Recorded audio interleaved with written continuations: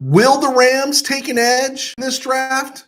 I don't know. This is RamView. Hands it off to Wendell Tyler, looking for an opening across the 50, 45-yard line, the 40, look out, far sideline, 45, the 30. Live from the Ram Cave, I'm Joe Terosian, and this is RamView, the April 3rd, 2023 edition, brought to you by the Kistler Law Firm. Injured in an auto accident? Need help? Got questions? Call Kistler Law at 661-206-6990. That's Kistler Law at 661-206-6990. And check out KistlerLawFirm.com. That's one word, KistlerLawFirm.com. Kistler Law, they've been fighting for you since 92.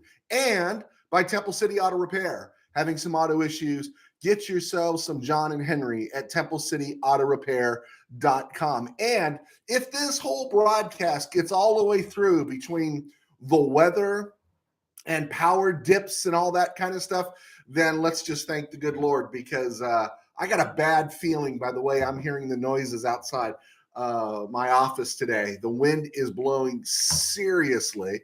So we're going to get serious and attack this thing, because I'm going to assume some of you, just maybe some of you, are actually going to check out RamView before watching San Diego State and UConn. And for the record, I am rooting for the Aztecs, not just because loyal RamView follower Timothy Burns and loyal RamView follower Mr. Phillips down there in La Mirada are Aztec alums, but just because I want a West Coast team to win. And I think UConn's pretty good, but I think if any team has a shot, it's the Aztecs. So Michael Cage lives, go Aztecs. So real quick here, we want to break into some of this news before the power goes out. I was looking at some of this stuff, and George Kittle was talking about how tough the Rams defense was to play against. And was the dude gaslighting us? I mean, have you ever felt, outside of a Herculean effort, a dramatic effort in the NFC title game, in the last 4 seasons, is there anything about the Rams playing defense against the 49ers that has stood out to you? No. And George Kittle's talking about, gaslight the Rams and to keep going out there with the same tire of Vic Fangio's old, 3-generation removed defense that, come on, it's seen better days, no adjustments. The Rams couldn't make that defense work with Leonard Floyd, Bobby Wagner, and Jalen Ramsey last year.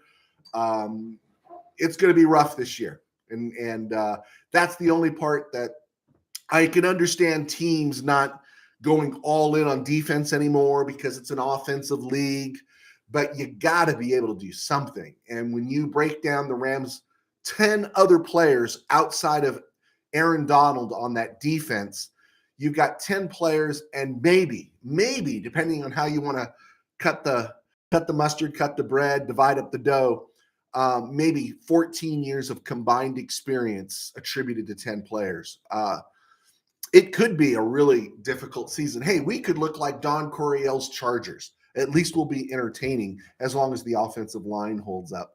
But George Kittle talking about how tough the Rams defense is to play against is like getting excited because Anthony Davis dropped 40 on the Houston Rockets this weekend, right? Anthony Davis drops 40, the Lakers beat the Rockets, and all of a sudden, man, I think the Lakers are going to go the distance. Okay, whatever. All right, I'm Joe Terosian, and this is RamView. Last week, we talked about the offensive line and how no one since Rob Havenstein in 2015 has been drafted higher than number 57. That was Havenstein in 2015. Now, the outlier, of course, was Greg Robinson, number 2 overall in 2014, but that was the outlier. You thought you were drafting a generational tackle, and you drafted a generational bust, and it didn't work. So you look at where the Rams generally draft, they do not draft offensive linemen any higher than 57. Let's just say, to be safe, nowhere in the top 50. So when you see mock drafts, and I saw another one over the weekend that showed the Rams taking an offensive lineman at 36, I just thought, man, that's either you got some insight everyone else doesn't have, or you're just being lazy. And so I'm just throwing it out there. My given was, I think when the draft season started, I really wanted the Rams to look for a tight end. And I took some pushback out there, except for a couple coaches who gave me some props. I was looking for a tight end, but I didn't know that everybody and their brother was going to be put out on the street this offseason. So I gravitated towards it has to be an edge at 36. But is it a given that the Rams will take an edge at 36? And again, what it requires is not looking at the Rams' history going back to 1938 or 1937. What it requires is looking at the Rams' history under Les Snead and a tighter scrutiny with the Sean McVay era.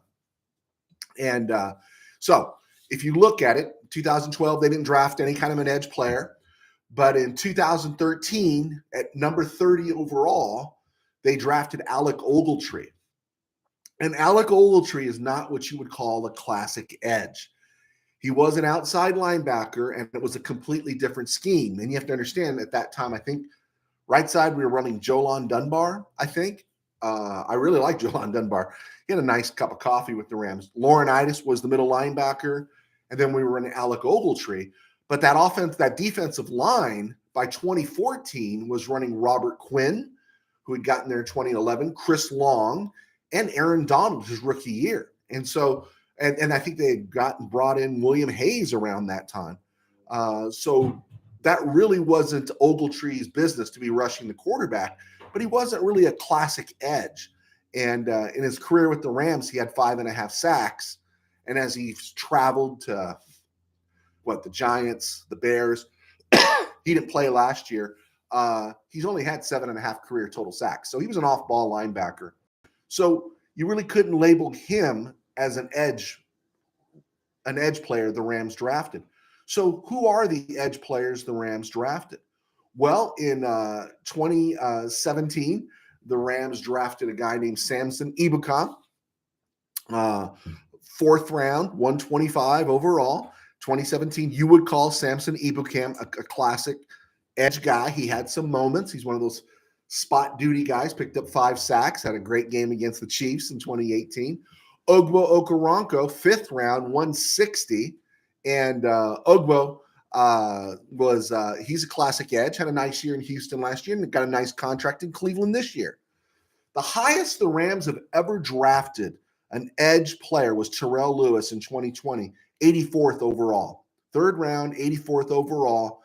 And he fits the suit, man. Terrell Lewis looks great in the suit. But I remember talking about it last summer after he was a healthy scratch in the Super Bowl. And of course, you're running Leonard Floyd and Von Miller in Super Bowl 56. Terrell Lewis was a healthy scratch. And I remember in August of last year, as the players were made available to the media, I remember commenting when I saw Terrell Lewis, he just didn't have any eye of the tiger. He didn't look like he was genuinely upset, he got a ring, but I kind of want to be in uniform when I get that ring. And it kind of proved out because he was released last year, I think in December. And Terrell Lewis just doesn't have that motor, although he had the body. He's the highest drafted pure edge player the Rams have taken in the Les Snead era in 2020 at 3rd round, 84th overall. Now, last year, the Rams took Daniel Hardy, 7th round, 235 as an edge player. And he's actually, got an opportunity this year. I like him better than Keir Thomas. But, in the Snead era, historically, there is no precedent for the Rams to take an edge player inside the top 50, let alone the top 75. And I've been making the argument about Rams don't draft linemen unless you're inside the top 10. They don't draft linemen in the top 50. And even when they had draft picks, they weren't necessarily drafting edge players in the top 50 or top 75. And this couple of reasons. One might have been because through 2017, for 7 years, they had Robert Quinn. And he was a huge hit out of North Carolina. In 95 games for the Rams, he had 62.5 sacks. He's only had 40 sacks since leaving the club, and roughly half those, came in 2021 with the Bears when he got 18 sacks.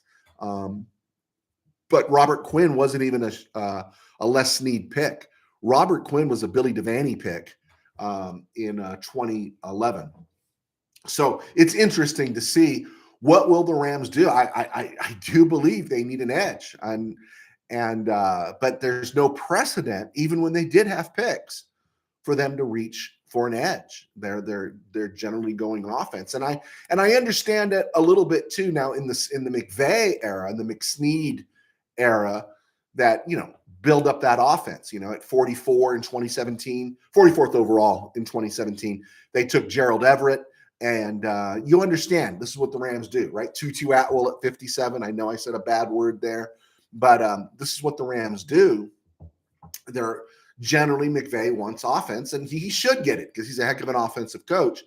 But there is no precedent for the Rams taking an edge player inside the top 50 or even top 75. And that's the part that really surprised me. I figured, okay, somewhere. The Rams have generally kept their third to fourth round picks. And even then, they just really haven't drafted too many guys there.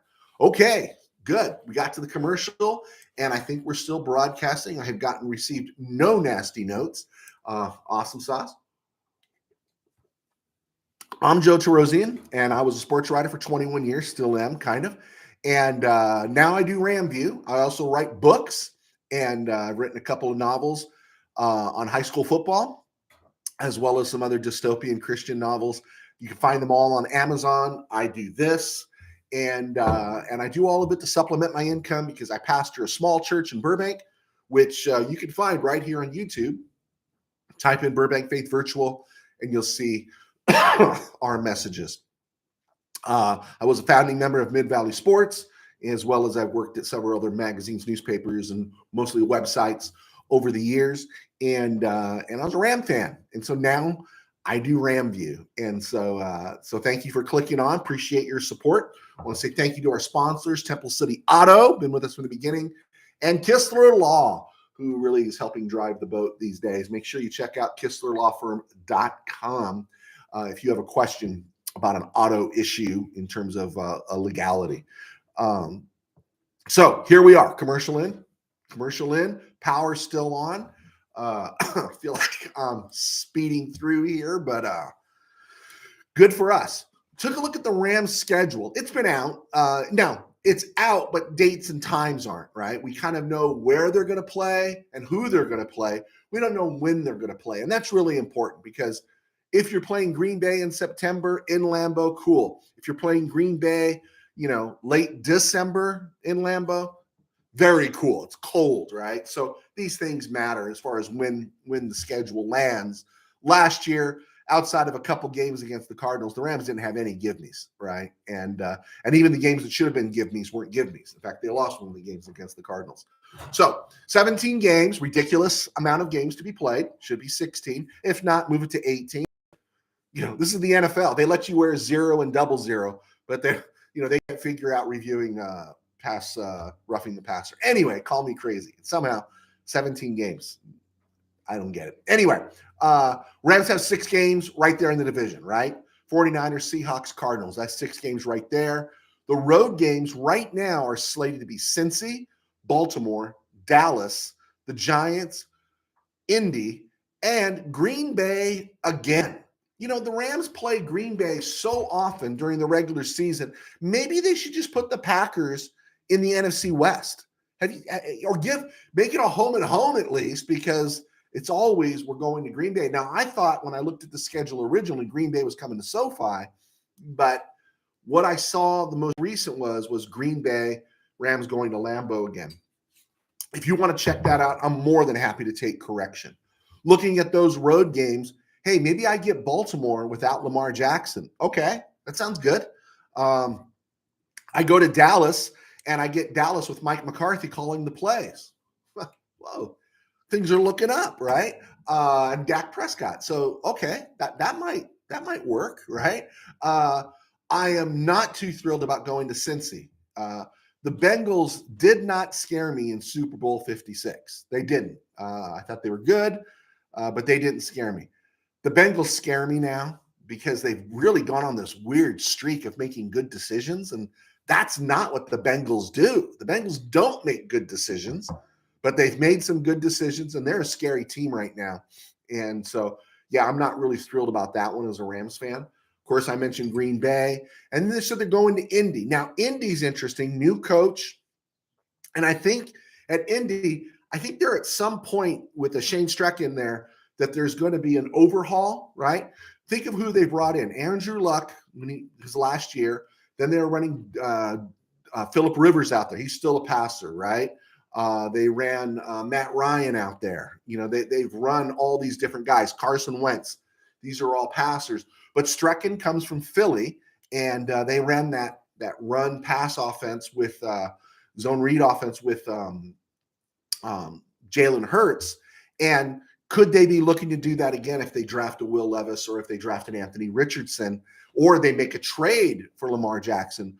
Whatever it is, I think Indy's going to be vulnerable this year, not to upset my friend Rich Whittington and Coach Eric Elias, but I think Indy could be vulnerable, and that game doesn't scare me. The Giants game scares me, because I think the Giants are a team that's on the rise, and I think Brian Dable's a really good coach.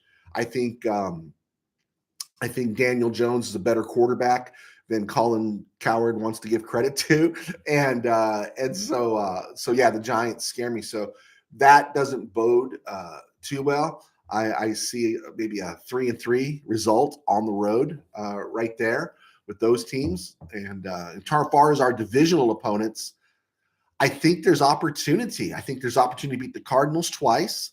And I think there's opportunity to split with the Seahawks and maybe the 49ers. Geno Smith isn't going to be what he was last year. I think, again, league will adjust. I think they'll be running the ball a lot more in Seattle this year. I think they'll be a lot more formative defensively. So they could be very tough up there in Seattle. But the 49ers don't have a quarterback, right? I don't know what they're going to do. If it boils down to where Sam Darnold is starting, yeah. And then every year we know there's a calamity. There's some kind of wave that hits the 49ers. They missed another window. George Kittle is older. I always call him Trent Brown. Trent Williams, he is older.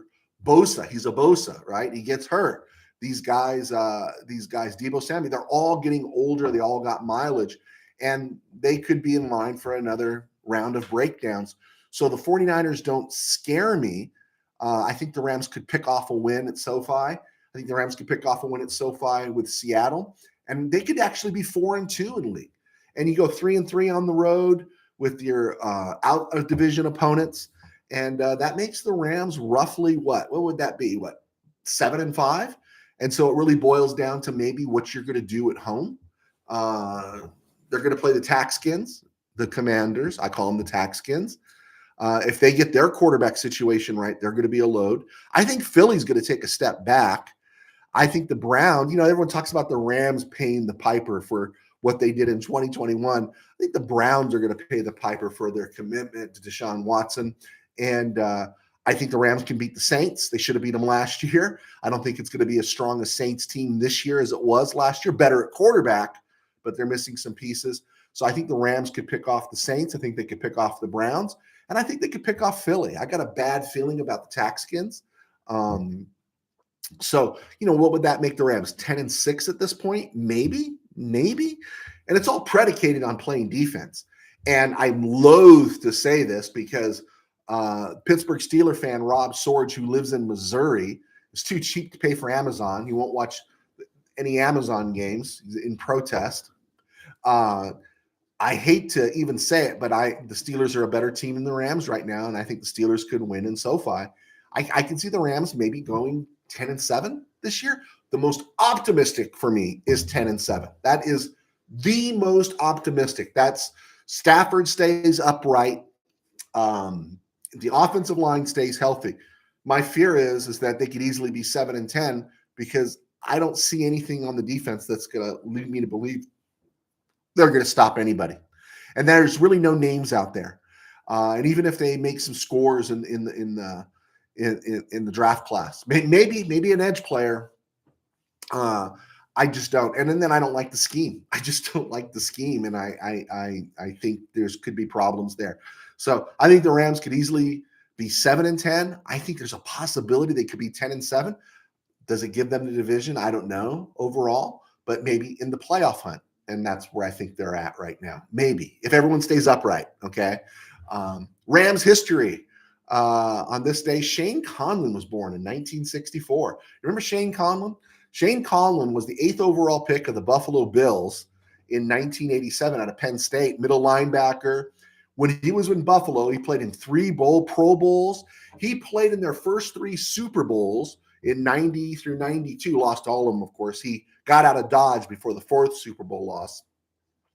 And he signed a free agent contract with the Rams. And talk about how money has changed. Shane Conlon signed a 3-year, $5.4 million contract with the Rams in 1993, in the spring of 93. That was huge money. He was the 2nd highest paid player on the team, meaning he was going to make 1.8 a year, right behind Jim Everett making 2.4 a year. So that was significant dough, and more dough than I thought the Rams actually spent in those last years in LA or in Anaheim before going, because you didn't trust anything Georgia was doing. Conlon started 3 years for the Rams. Rams didn't go to the playoffs. He didn't make any Pro Bowls. He appeared in 40 games. He wasn't bad. Shane Conlon wasn't great. During his time with the Rams, they went 16-32. I found an article from 1993 in prepping for today's show. If I'm still on the air, I am so thrilled. I am still on the air. Gary Trio, can't wait.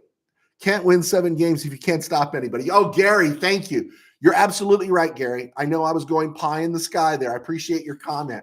Someone comments on a day when the national title game is being played, and I got storm warning out here. I agree with you, Gary. You can't win 7 games if you can't stop anybody. But I was being optimistic, okay? I think 7 games is the most they can win, and I am worried about them stopping people.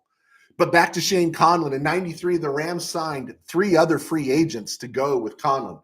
You might not remember these names. Henry Rolling, he had been an outside linebacker with the Chargers. Fred Stokes, who had been a late-round draft pick with the Rams, left the team, made his bones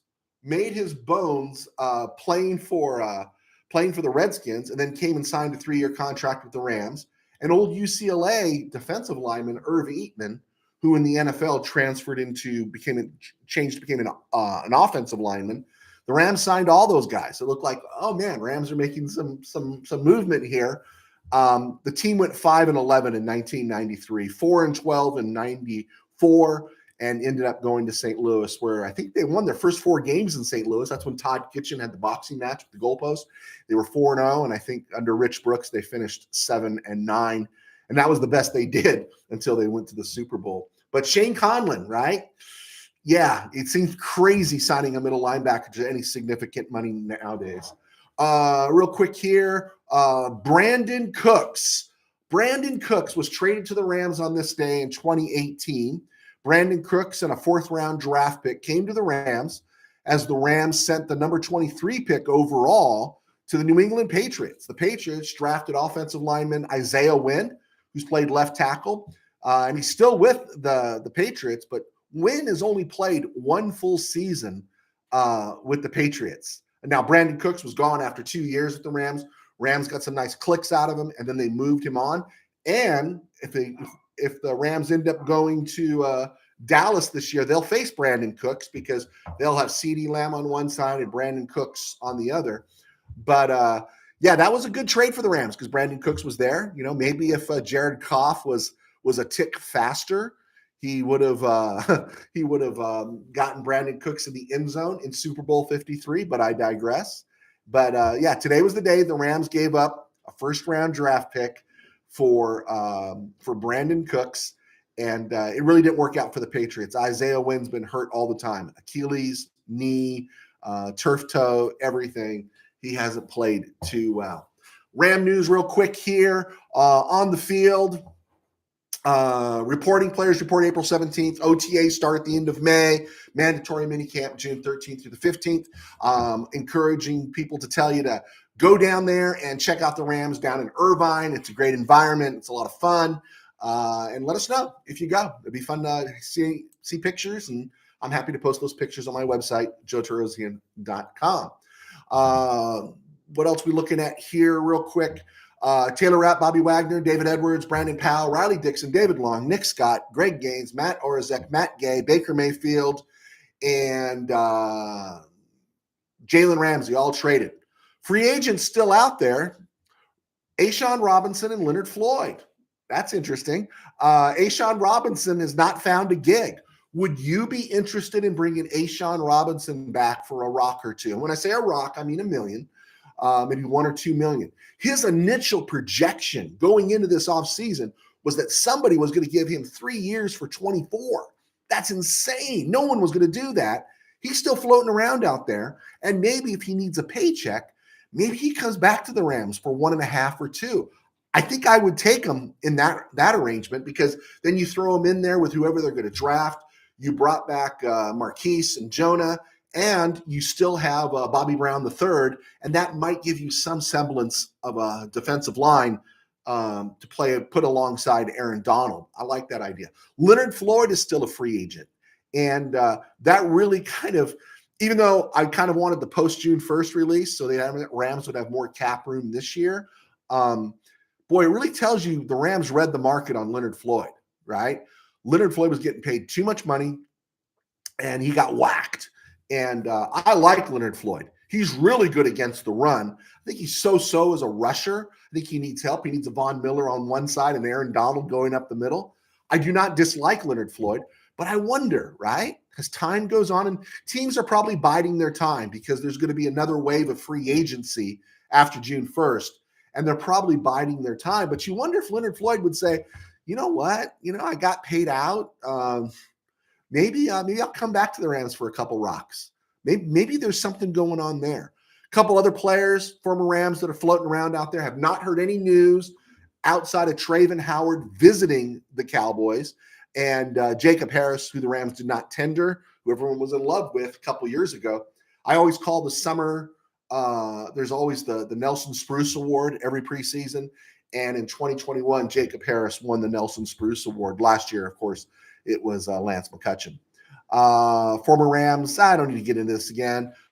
Former Rams, twice removed. Troy Reeders with the Vikings, Robert Woods with the Browns, Ogbo with Cleveland, Case Keenum's in Houston. The Bolts re-signed Morgan Fox, and, of course, Samson Ebukam. Latest Rams mock draft, and I saw this one off of PFF. It appeared in my feed this morning, and it shows the Rams taking Cam Smith, cornerback out of South Carolina at number 36 overall. As you look at players the Rams have interviewed, Cam Smith hasn't shown up in there. But corner at 36, I get it. Maybe we should look and see when was the last time the Rams took a corner that high.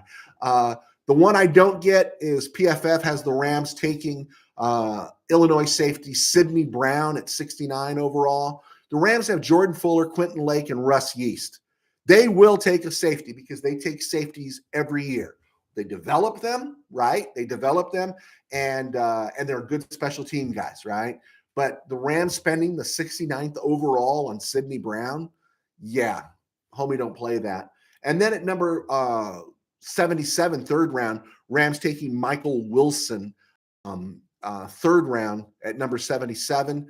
That out of Stanford is an incredible reach. The Rams wide receiver room is full, and it's also the budget is full. I really think someone's going to trade for Allen Robinson's contract. I don't think anyone's going to trade for Allen Robinson's contract. Not at this point. So the Rams are going to keep him. And, they've invested in Tutu Atwell. They got to get that third year out of him just to keep the dogs from the gates, right? Because everyone's still mad about the greatest Ram who never played for the Rams, Creed Humphrey. You get clicks out of Skoranek. You still got a final year coming out of Van Jefferson. You have Cooper Kupp. The Rams aren't going to draft a receiver. Now, they'll draft a receiver 5th round on down, but number 77 overall, just don't see it.